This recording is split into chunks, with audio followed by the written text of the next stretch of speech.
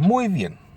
Vamos a hacer un estudio basado en la afirmación de Pedro. La conocida afirmación de Pedro. Esa que encontramos en Mateo capítulo 16, versículo 17, si no me equivoco. El 16, que tú mandaste 16. fue el 18. El que tú mandaste fue el 18. Claro, ya, aquí lo tengo. Como texto. 16, 16. Ajá. Entonces, lo primero, cuando nosotros nos enfocamos en un pasaje, es ver dónde empieza la idea del pasaje y dónde termina la idea de ese pasaje. ¿No es cierto? Y Sí. nosotros vemos que en el versículo 13, como usted bien había definido, empieza el pasaje. Ajá. ¿Por qué? Porque uno se devuelve al versículo 12 y el versículo 12 dice: entonces entendieron que no les había dicho que se guardasen de la levadura, etc. O sea, está hablando otro tema. El versículo 12 es otro tema, pero cuando pasamos al 13, viniendo Jesús a la región de Cesarea, etc. O sea, ahí está comenzando una idea.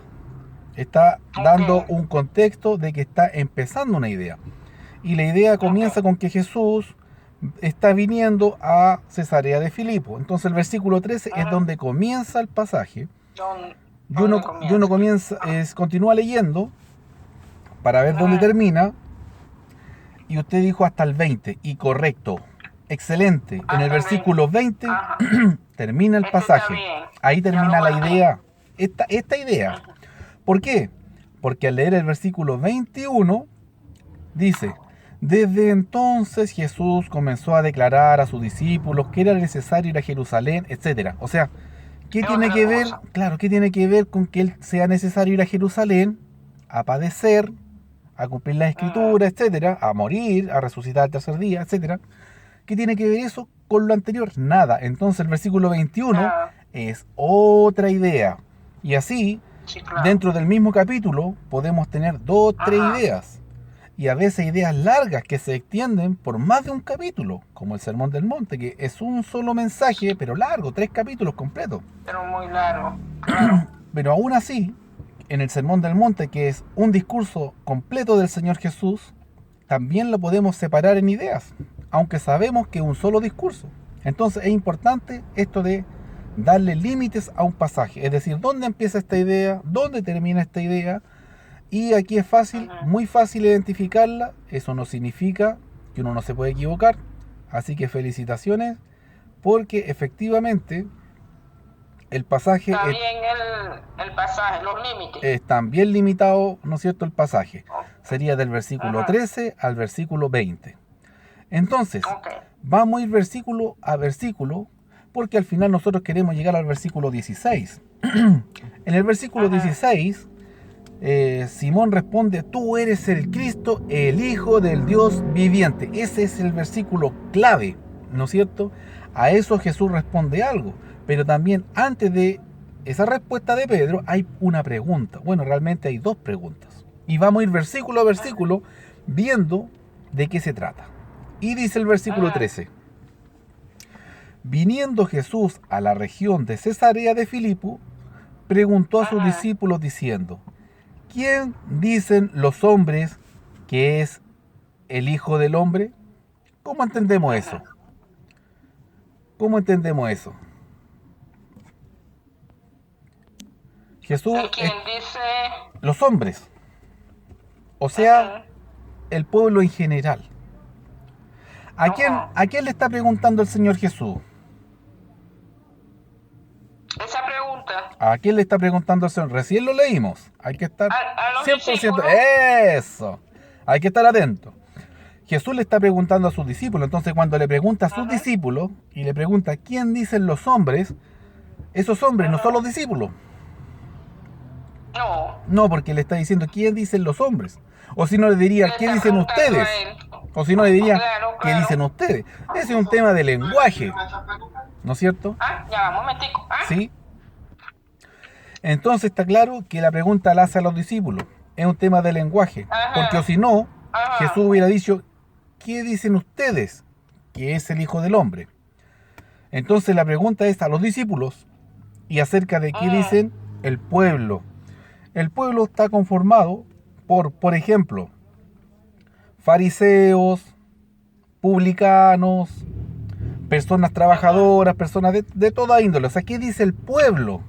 ¿Qué dicen los de afuera? Porque su discípulo era su círculo cercano. Ok, gracias. Entonces, ¿qué dicen los hombres que es el Hijo del Hombre? Fíjese, versículo 14. Ellos dijeron, ¿ese ellos quiénes son? Estos sí que son los discípulos. Porque a ellos les dirigió la pregunta, ¿no es cierto? Exacto. Claro. Entonces, ellos dijeron, unos, Juan el Bautista. Fíjese, algunos pensaban que Jesús era Juan el Bautista. Sí. Uno de esos que creía tal cosa era Herodes. Herodes, cuando escuchó la fama y que Jesús empezó a predicar y que hacía milagros, Herodes, que había decapitado a Juan el Bautista, temió porque pensó que él era Juan el Bautista resucitado y que por eso actuaban estos poderes en él. Es decir, no es descabellado, había un emperador que lo creía, entonces muchos creían lo que creía el emperador también. Okay. Entonces unos pensaban que Jesús era Juan el Bautista, que obviamente había resucitado porque entendemos que Juan el Bautista había sido decapitado. Poco antes de que Jesús comenzara el ministerio. Estaba en la transición, o sea, Juan el Bautista preparó el camino como estaba escrito, ¿no es cierto? Otros decían Elías, recordando un poco la historia del Antiguo Testamento. Elías es aquel profeta que no murió, porque Dios lo llevó en un carro de fuego y fue llevado, ¿no es cierto? Entonces no murió. Lo que yo siempre comparto cuando predico o hablo de Elías es que para los que han estudiado la historia, Elías huyó pensando en que de hecho lo querían matar. Y él, por temor, huyó. Y lo contradictorio de esto es que el que temía que lo mataran fue uno de los 3 hombres que la Biblia muestra que nunca murió.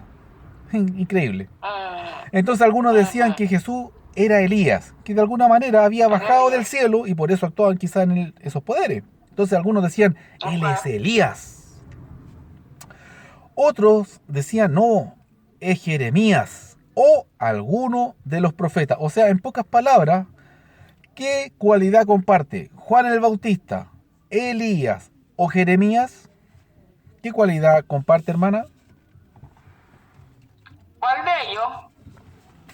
Todos. Todos. Juan el Bautista, Elías o Jeremías, ¿qué cualidad comparten? Que todos son profetas. Exactamente.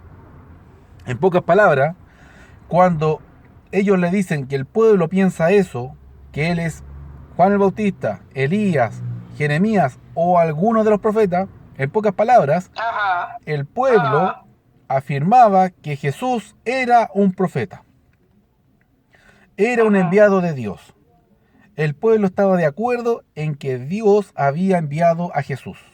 Nada más que algunos pensaban que era Juan el Bautista, otro Elías, otro Jeremías y alguno de los otros profetas, que hay muchos. Algún profeta, claro, ¿ya? Había muchos. Entonces, es indudable que el pueblo aceptaba a Jesús como un profeta.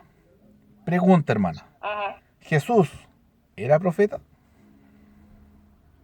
Jesús. Pregunta para los que estén escuchando más ratito el video. Para los que estén escuchando el video también después. Jesús era el hijo del hombre, el hijo de Dios. Pregunta para los que estén escuchando el video después también. ¿Jesús era profeta? Que no. Claro que era profeta, pero era el hijo del hombre. Claro, pero Jesús era profeta, sí. Pero él profetizaba. Entonces, no estaban equivocados en decir que Jesús era profeta. ¿Cuál es el problema? El problema es que Jesús no era solamente un profeta. Ese es el punto. Sí.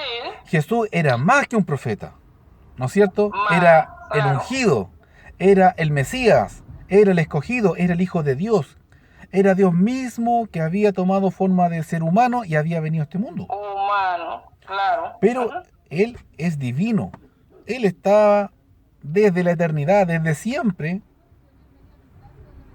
con la deidad, con la divinidad. Jesús, Claro. dice la Escritura, que todo, absolutamente todo fue creado con la participación del Hijo. O sea, no hay nada que el Padre haya hecho sin la participación del Hijo. Todo fue creado por medio de el Hijo. El Hijo. Imagínese, una estrella, una galaxia, un grano de arena, un átomo. Nada fue creado dejando al Hijo de lado. O sea, en todo estuvo el Hijo participando, en toda creación.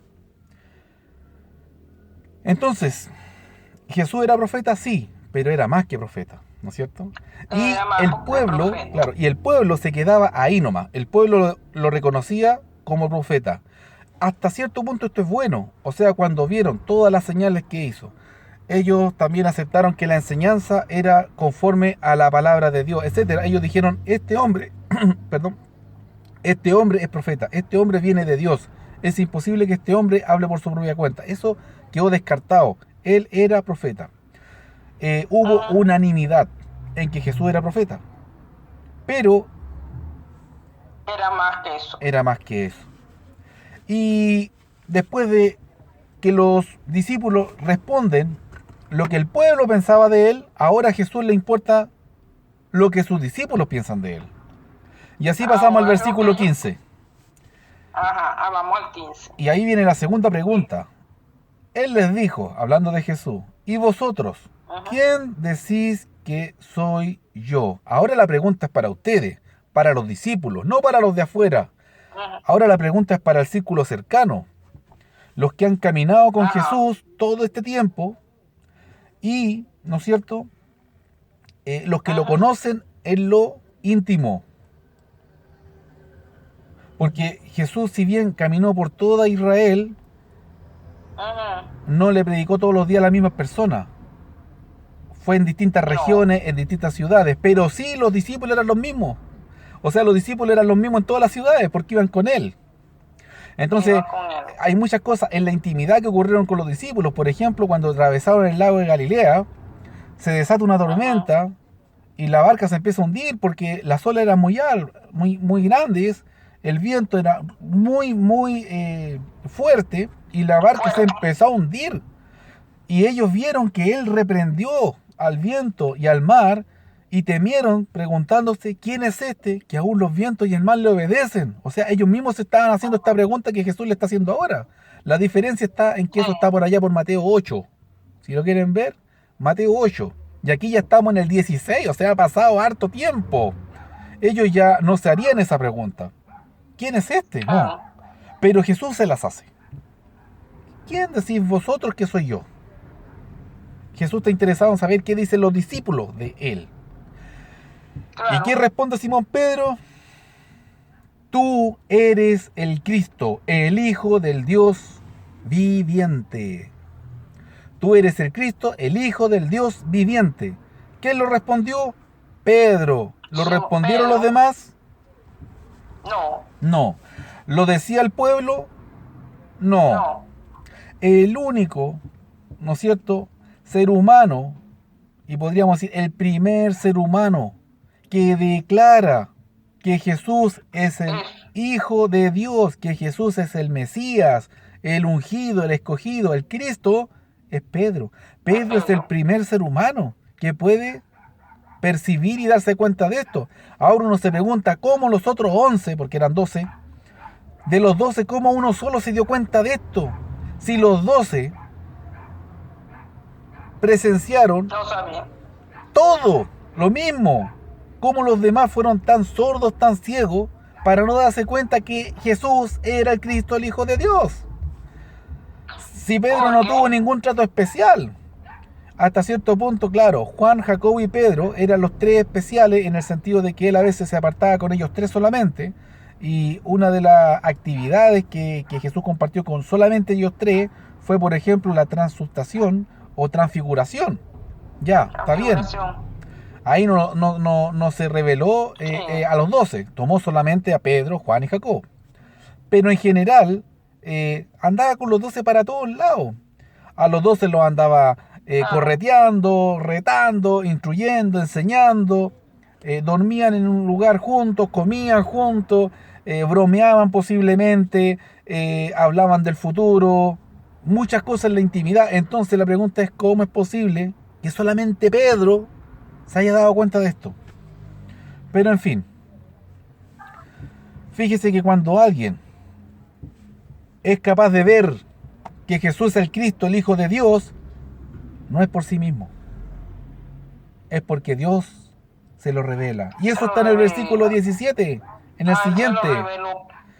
Exacto, y dice, entonces le respondió Jesús, bienaventurado eres. Bienaventurado significa feliz, ¿ya? Feliz, Feliz, dichoso. dichoso. ¿Por qué? Ujú. Porque no te lo reveló carne ni sangre, sino mi Padre que está en los cielos. No había Exacto. nadie, no había ningún ser humano que pudiera ver esto si no le era revelado por el Padre que está en los cielos. Ajá, ajá. Entonces, imagínense en una clase cuando el profesor le pregunta a todo el curso y uno solo el que sabe la respuesta y contesta. ¿Cómo quedan los demás? Con la boca abierta, mirando. Ah, bueno, aquí debe haber pasado algo parecido.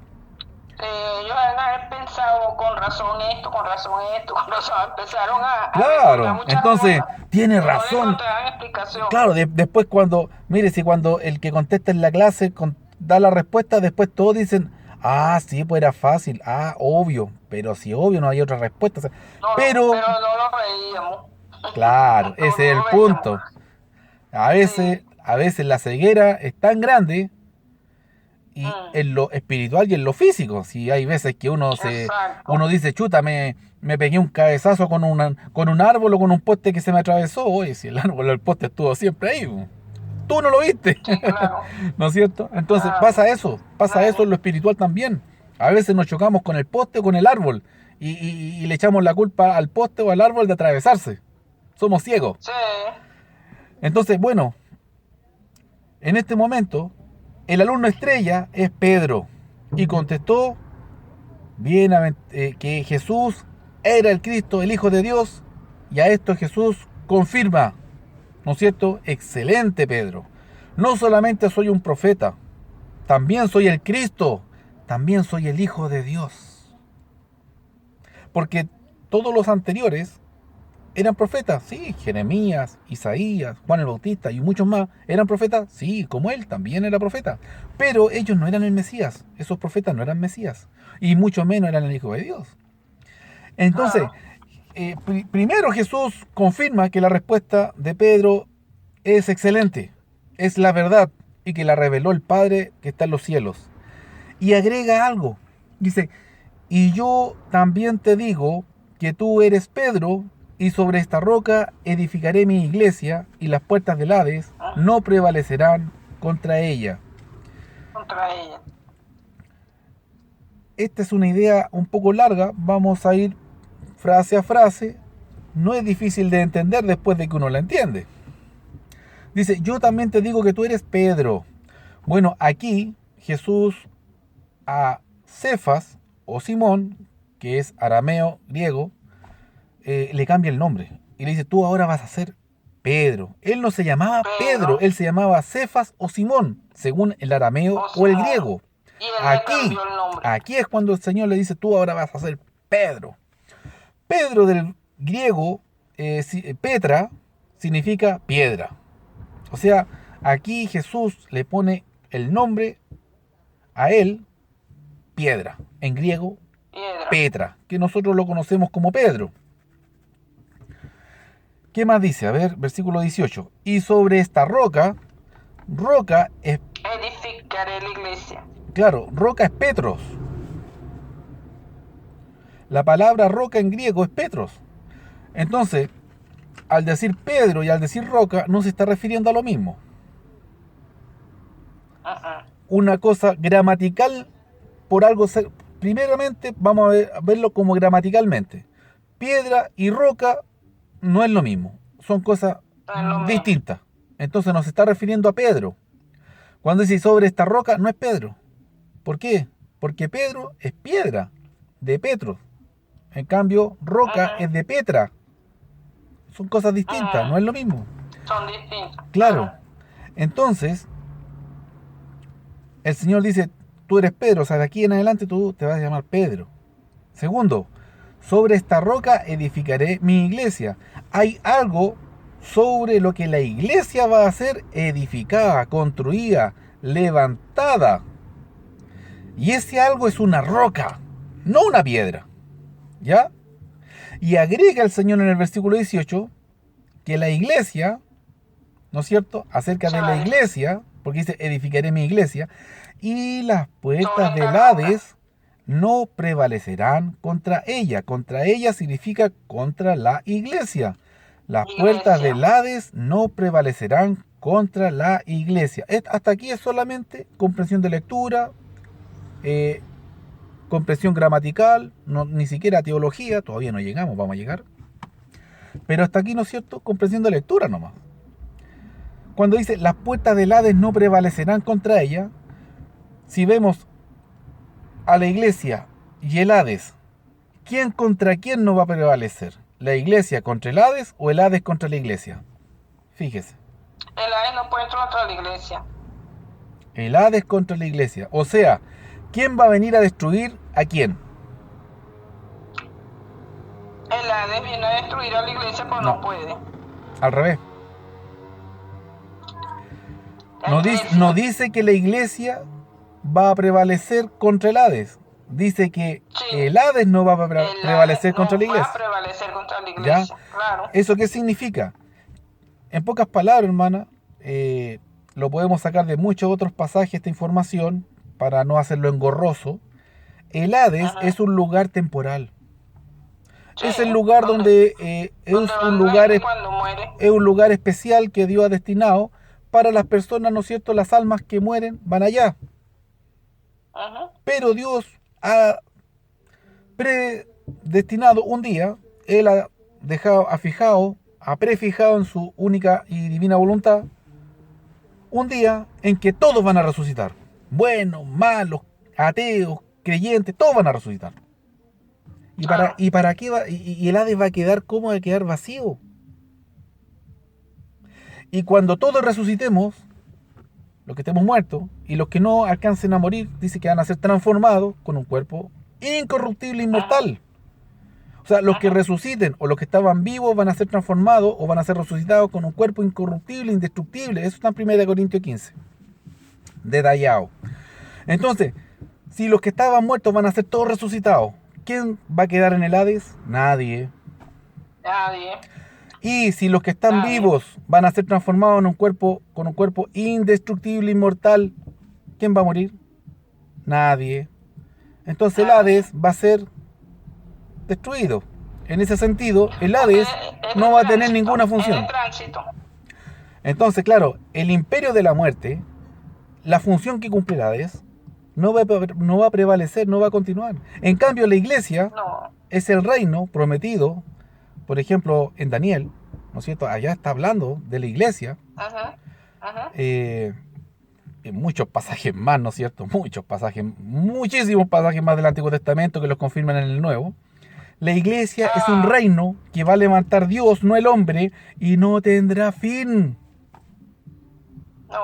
Cuando nosotros somos añadidos, somos agregados al pueblo de Cristo, al pueblo de Dios, a la iglesia, somos añadidos a un pueblo del que nunca más nadie nos va a echar. O sea, nosotros mismos podemos echarnos nosotros mismos, pero el Señor nos promete no echarnos nunca.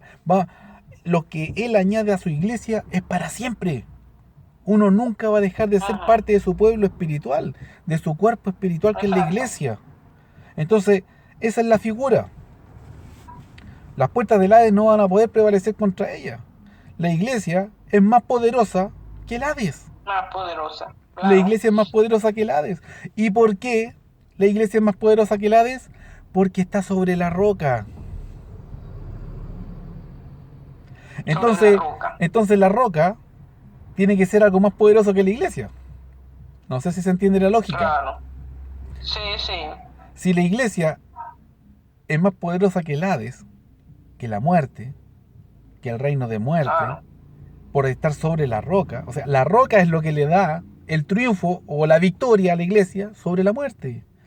Entonces esa roca tiene que ser más fuerte que la iglesia, porque es lo que le da, ¿no es cierto?, el revestimiento de victoria, de poder a la iglesia para vencer la muerte.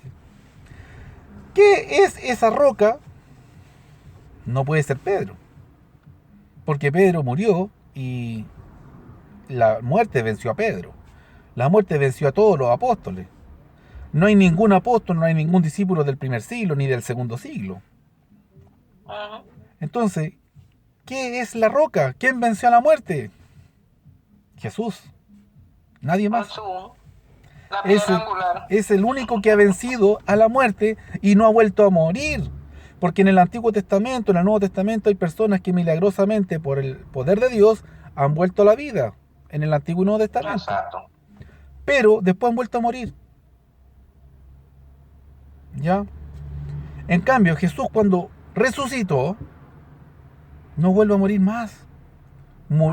Resucitó inmortal. Resucitó para ascender donde había estado primero, al cielo, a la diestra del Padre, a donde había estado desde la eternidad. Entonces, esa roca solamente puede estar apuntando al que tiene poder sobre la muerte, y no es Pedro. Jesús. Esa roca, claro, es sobre lo que se edifica la iglesia. No puede ser Pedro. Porque la iglesia no se edifica sobre Pedro, se edifica sobre Cristo. Como usted adelantó, Él es la piedra angular o la piedra principal. Lo que nosotros hoy día contextualmente entendemos como el fundamento. Antes de hacer un edificio, antes de hacer una casa, se hace un cimiento. De ahí para arriba se construye. ¿Por qué? Porque si construimos en la tierra o en la arena nomás, como dice el Señor, Mateo capítulo 7, se viene abajo. Entonces, el cimiento de esta construcción espiritual que es la iglesia, de este edificio espiritual que es la iglesia, es Cristo. No es Pedro. Porque es aquello que tiene poder sobre el Hades. Sobre el Hades. Correcto. Fíjese. Aquí vamos a ver un poquito de teología. Versículo 18. Cuando Jesús le habla a Pedro, le dice: y sobre esta roca. Esta, la palabra esta, está excluyendo a Pedro. Si Jesús le está hablando a Pedro y le dice esta, entonces está excluyendo a Pedro. No eres tú. No eres tú. ¿Por qué? Si le está hablando a Pedro y la roca es Pedro, ¿cómo tendría que haber dicho en vez de esta? Sobre tu roca, o sobre ti, o sobre lo que sea, pero no en la forma como lo dijo. Esa es la palabra correcta gramaticalmente, teológicamente, etcétera. Y sobre ti, roca. Edificaré la iglesia, y no lo dijo. No, dice sobre esta. Entonces, si yo estoy hablando con alguien y le digo esta, eso en español, chino, inglés, cualquier cosa, ¿no es cierto? Estoy excluyendo al que yo le estoy hablando. Al otro, con el que está hablando. Al decir esta, no es Pedro, porque le está hablando a Pedro. Y a Pedro le dice sobre esta, o sobre este, o sobre él. No sobre ti, no sobre tú. Ese es simplemente el lenguaje. Él quedó fuera. Obviamente. Entonces no hay por dónde. Teológicamente, gramaticalmente, literalmente, piedra con roca nada que ver. El cimiento es más fuerte que la iglesia, porque la iglesia vence a la muerte por estar sobre el cimiento. Pedro no es más fuerte que la muerte. Entonces, lo único más fuerte que la muerte fue Cristo. Teológicamente es algo asociado a Cristo. Y finalmente, cuando dice sobre esta, Jesús, al decir esta, excluye a Pedro. El mismo Jesús le dice: no, tú no eres la roca, tú eres piedra, no roca. El mismo Jesús. Pero Jesús, al decir esta, no se excluye él. El que está hablando cuando dice esta, no se excluye él. El esta puede ser inclusivo o exclusivo. Hay dos alternativas, ¿no es cierto? Yo puedo decir cualquier cosa en español como esta y estarme refiriendo a algo mío, propio. Pero si yo a alguien le digo este o esta, excluyo a la persona del que le estoy hablando. Bueno, vamos al punto. ¿Qué es la roca? Nos tenemos que devolver, no avanzar, porque cuando Jesús le dice en el 18 sobre esta, entonces la respuesta está en lo anterior. Está ahí mismo, ¿no es cierto? Al decirle esta, es algo que está dicho o está presente anterior. Y anteriormente, ¿qué fue? La confesión de Pedro. Cuando él dice,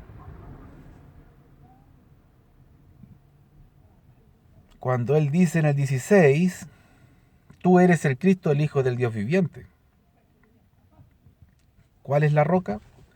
La roca es el hecho de que Jesús es el Cristo, el Hijo de Dios. Del Dios viviente. Claro. Exacto.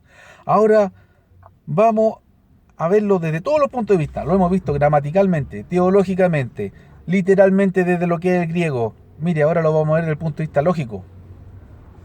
Lógico. Mire. Si Jesús no fuera el Cristo, si Jesús no fuera el Hijo de Dios, ¿la iglesia sería algo real o una fantasía? Si no fuera Cristo. Si, de nuevo, si Jesús no fuera el Cristo, si Jesús no fuera el Hijo de Dios realmente, la iglesia hoy, la iglesia que se inició en el primer siglo por la predicación de los apóstoles, ¿sería algo real o sería una fantasía, una ficción humana? Una fantasía, porque él viene siendo la fundamentación de la iglesia. Ese es el punto, fíjese, desde el punto de vista lógico. Si Jesús no fuera el Hijo de Dios, si es mentira que Jesús es el Hijo de Dios, si es mentira que Jesús es el Cristo, entonces la iglesia no es real.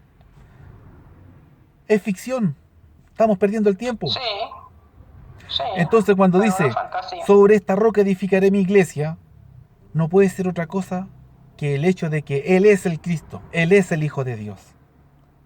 Claro. Porque si Jesús no hubiera sido el Cristo, si Jesús no hubiera sido el Hijo de Dios, la iglesia no hubiera llegado nunca a ser el pueblo de Dios. Y Jesús estaría en esa tumba. Sí. No hubiera resucitado. Pero ¿Por qué? Resucitó. Porque la roca tiene poder sobre el Hades. El Hades no prevalece sobre la roca. Las puertas del Hades, eso lo estuvimos viendo en Hechos capítulo 2, las puertas del Hades no podían retener a la vida. No. Jesús no es un portador de la vida. Jesús no es un canalizador de la vida. Jesús es la vida. Juan 14:6. Es la vida. Él dice, yo soy la vida. Él no dice, miren, yo les puedo canalizar o poner en contacto con... No, Él es la vida. Él es la vida. Y Jesús termina en el versículo 19 extendiendo la respuesta, diciendo, y a ti te daré las llaves del reino de los cielos. En el contexto, el reino de los cielos no puede estar hablando de otra cosa que de la iglesia. Cuando él dijo, edificaré mi iglesia. Por contexto, no puede estar hablando de otra cosa, porque no va a ser el Hades. No. Entonces, a ti te daré las llaves del reino de los cielos, o de la iglesia. La iglesia es llamada también, en muchos pasajes del Nuevo Testamento, el reino de los cielos. Y el Señor le promete a Pedro que él va a ser el portador de las llaves de la iglesia o del reino de los cielos. ¿Cómo entendemos esto? Rápidamente, lo explicamos, lo vimos en Hechos capítulo 2. Pedro va a ser el que inaugure, el que aperture la iglesia. Y lo hizo en el primer discurso de una persona en este mundo predicando a Cristo. Pablo fue el primer ser humano que predicó al Cristo, Hijo de Dios, resucitado, en el cual, arrepintiéndonos de nuestros pecados y bautizándonos, tenemos el perdón. Hechos 2:38. Hechos capítulo 2, versículo 38. Entonces, a ti te daré la llave del reino. Pedro fue el que aperturó la iglesia. El reino de los cielos aquí en la tierra es la iglesia. Y él lo aperturó. Él fue el primer ser humano en dar un discurso de salvación. El discurso basado en el Evangelio, en que por medio de Cristo, si nos arrepentimos y bautizamos en su nombre, accedemos al perdón de pecados. Y a un montón de cosas que vamos a ver con más detalle. Pero por lo menos ese es el punto de partida. Mientras no nos bauticemos habiéndonos arrepentido de nuestros pecados, para que justamente al bautizarnos el Señor perdone nuestros pecados, no hay nada. O sea, ahí es el punto de partida de todo lo demás que vamos a entender de la Escritura. Y le agrega que todo lo que atar en la tierra será atado en los cielos, y todo lo que se desatar en la tierra será desatado en los cielos. Esto es algo teológicamente un poco más complejo, pero para entenderlo rápido, vamos a decir que le está dando la autoridad para que todo lo que él haga o diga en esta tierra también va a quedar registrado en los cielos. En los cielos. ¿Ya? Todo. O sea, cuando él le predique a alguien, cuando él enseñe algo, va a estar hablando con la autoridad de Dios. O sea, lo que nosotros leemos y estamos estudiando en Hechos 2 está siendo atado en la tierra y en el cielo. Dios tiene memoria de eso que se predicó un día por Pedro, y Dios se encargó de que fuera revelado a toda la humanidad, porque Hechos capítulo 2 es algo que está a disposición de toda la humanidad. Está atado en el cielo y en la tierra. Podemos hablar de que esto pueden ser enseñanzas, por ejemplo, doctrina de él como apóstol, que también los otros apóstoles van a tener la autoridad, pero él va a ser el portador de las llaves, porque él va a ser el inaugurador. Él va a ser el que aperture, el primero en predicar el Evangelio. Ahora, hay que también hablar, hay que decir también de que ese día que Pedro predica, el día de Pentecostés, los demás apóstoles lo que hacen es traducir. Porque habían más o menos 12 naciones, 13 naciones más o menos, y Pedro no iba a estar hablando simultáneamente en 12, 13 lenguas, pero sí habían 12 apóstoles, entonces cada uno habló más o menos en una lengua para que todos los presentes pudieran entender. Pero el que presidió, de acuerdo a la promesa, de acuerdo a lo que Dios dijo aquí en Mateo 16, tenía que ser Pedro. Muy bien. Versículo 20 y final. Entonces mandó a sus discípulos que a nadie dijesen que él era Jesús el Cristo. Es decir, aquí un solo ser humano fue capaz de verlo, y los otros 11 supieron la respuesta porque él la declaró y porque Jesús la confirmó. O sea, solamente los apóstoles, solamente los 12 apóstoles sabían que Jesús era el Cristo, el Hijo de Dios. Y ahora nosotros tenemos el privilegio de saber lo que algún día solamente un hombre le fue revelado en todo el mundo, y a los otros 11 por boca de él. Nosotros tenemos el mensaje que solamente en un principio tuvo un pequeño grupo de 12 personas. Ahora ese mensaje lo conoce todo el mundo, pero no todo el mundo responde a él, no todo el mundo lo cree. Se ha entendido, pero no todos lo han recibido. Exactamente, aceptado. Pero el mensaje va a perdurar hasta el fin de los tiempos. ¿Por qué? Porque el Hades no va a poder prevalecer contra la iglesia.